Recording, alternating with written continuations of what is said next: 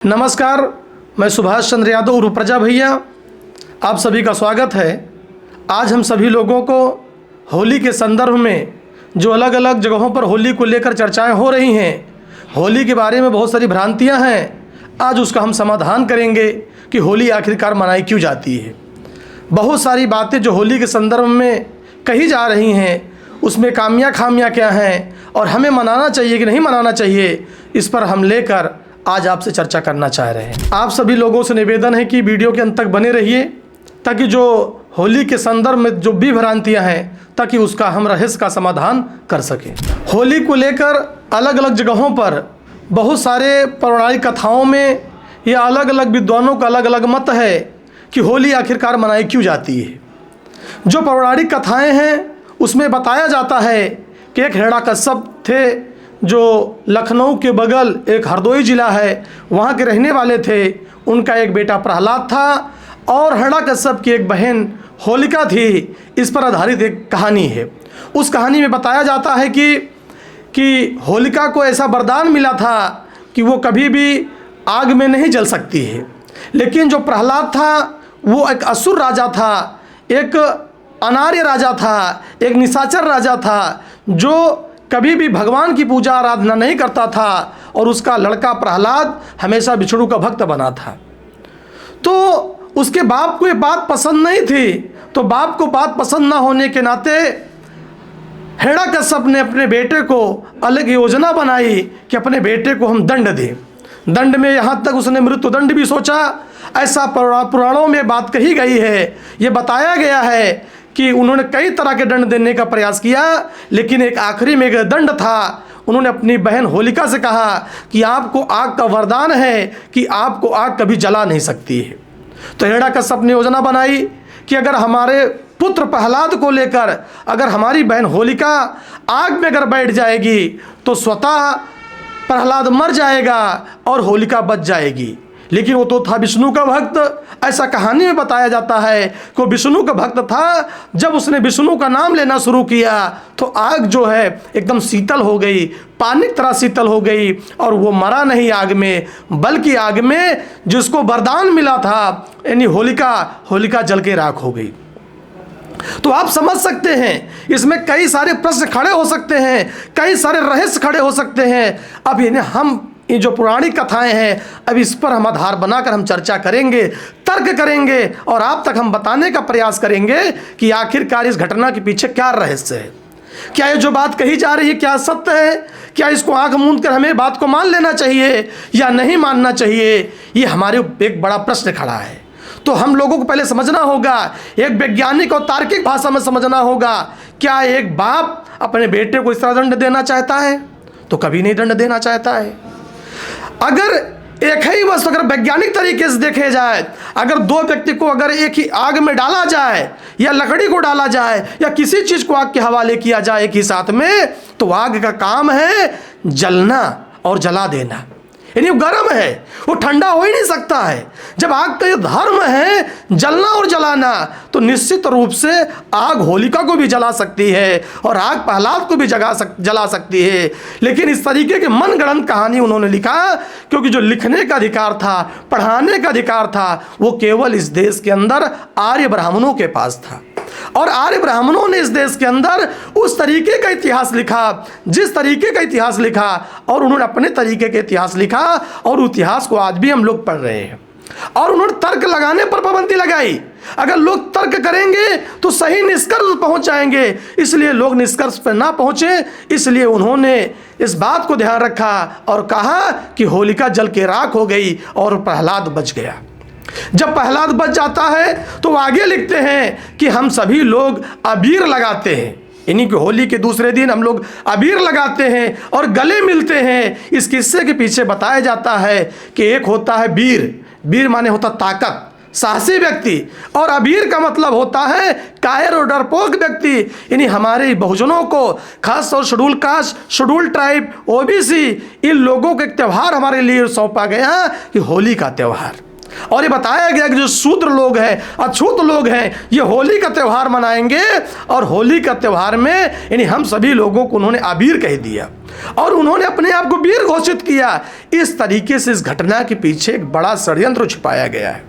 यही नहीं बल्कि जो होलिका और प्रहलाद के बारे में होली को लेकर बात कही जा रही है, इसमें और बहुत सारी बातें हैं। रंगों के बारे में कहा जाए तो विज्ञान कहता है कि रंग जो खेलने से क्या होता है, शरीर में इन्फेक्शन होता है, चर्म रोग बढ़ता है, आंखों के लिए नुकसानदेह होता है, यानी बहुत समस्याएं हैं, लेकिन फिर भी जबरदस्ती रंग खेले जाते हैं। यही नहीं, हमारे देश के अंदर होली के दिन बड़े पैमाने पर शेड्यूल कास्ट के लोगों को, शेड्यूल ट्राइब के लोगों को, ओबीसी के लोगों को दारू, गांजा और भांग के नशे में लिप्त देखा जाता है। यानी हमारे लोगों को बढ़ावा दिया जाता है ताकि ये लोग शिक्षा की तरफ ना बढ़ने पाए, ये लोग ये सही बात को जानने ना पाए। ना जानने की वजह से हमारा समाज बर्बाद हो सकता है। इसलिए उन्होंने होली के त्यौहार के नाम पर हमारे लोगों के ऊपर अनैतिक कृत्य किए जा रहे हैं। हम तो यहाँ भी गाँवों में सुनते हैं कि बुरा न मानो होली है, ये अश्लील बातें हैं, बुरा न मानो। कोई गांव का लड़का है किसी लड़की के साथ में कोई अनैतिक कृत्य कर दिया, या ऐसा प्राइवेट पार्ट है शरीर में जिसको हम नहीं छू सकते हैं, लेकिन हमारे लोग वहां पर रंग लगा रहे हैं और कह रहे हैं बुरा न मानो होली है। यानी बुरा ना मानो, हमारे बहन बेटियों की इज्जत लूट ली जा रही है। इस तरीके का षड्यंत्र किया जा रहा है, इसको हमको समझना होगा।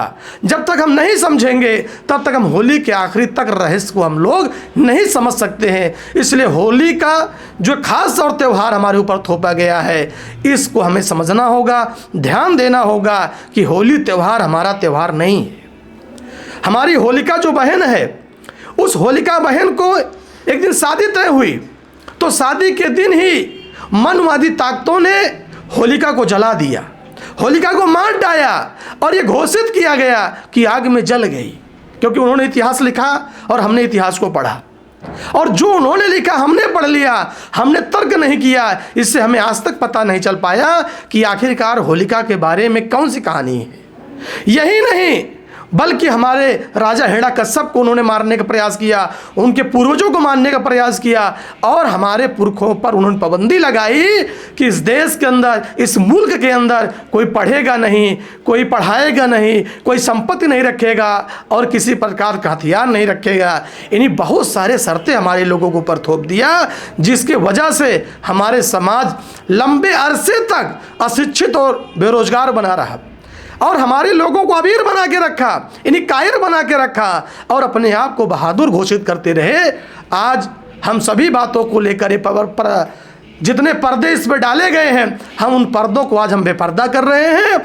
और दुनिया वालों में खास तौर जो इस परंपरा को मानने वाले या बढ़ावा देने वाले हैं, उनको हमारी खुली चुनौती है और उनको स्वीकार करना चाहिए कि इस देश में कहानियाँ जो उल्टा सीधी उन्होंने पुराणों में लिख के रखी हुई हैं, उनको हम लोग को अब नहीं मानना चाहिए। और जो थोपने वाले लोग हैं, अब वो भी सतर्क उनको रहने की ज़रूरत है कि अब इस देश के अंदर कलयुग नहीं है, ये कलम का युग है। और कलम का युग का मतलब है कि अब हमारे लोग पढ़े लिख रहे हैं।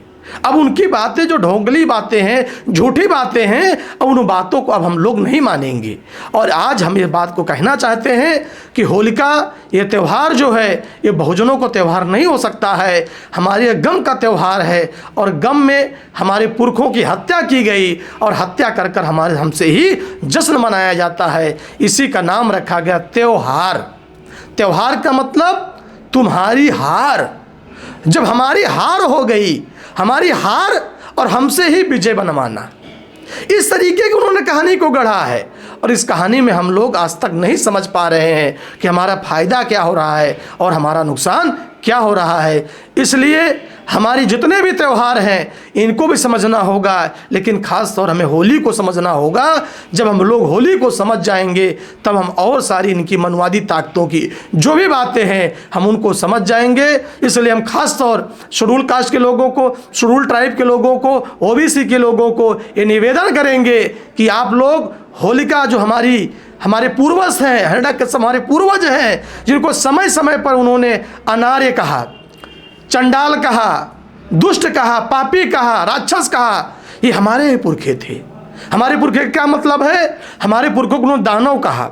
दानव का मतलब क्या हुआ? दान देने वाले लोग। आर्य और अनार्य का मतलब क्या होता है? हमारे पुरखों को उन्होंने अनार्य कहा।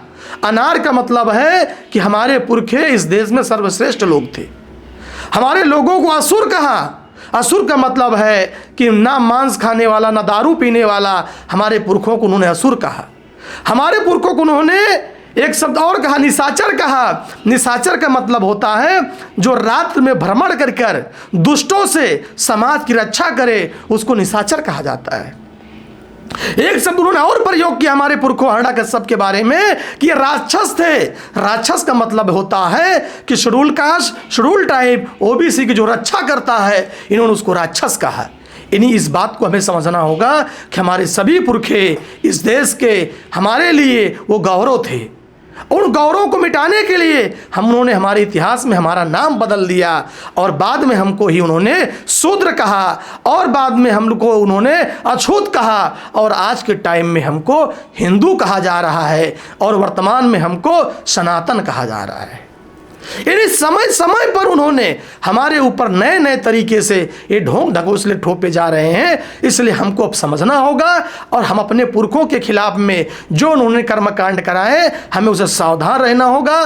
आपको हम ये खास बात कहकर अपनी बात समाप्त करेंगे कि आप लोग होली के जो रंगों का त्यौहार है, इससे बचना चाहिए, क्योंकि ये त्यौहार हमारी अस्मिता को लूटने का त्यौहार है, ये इन्फेक्शन का त्यौहार है और हर तरीके का चरम रोग रंगों से हो सकता है, आंखों में दिक्कत हो सकती है।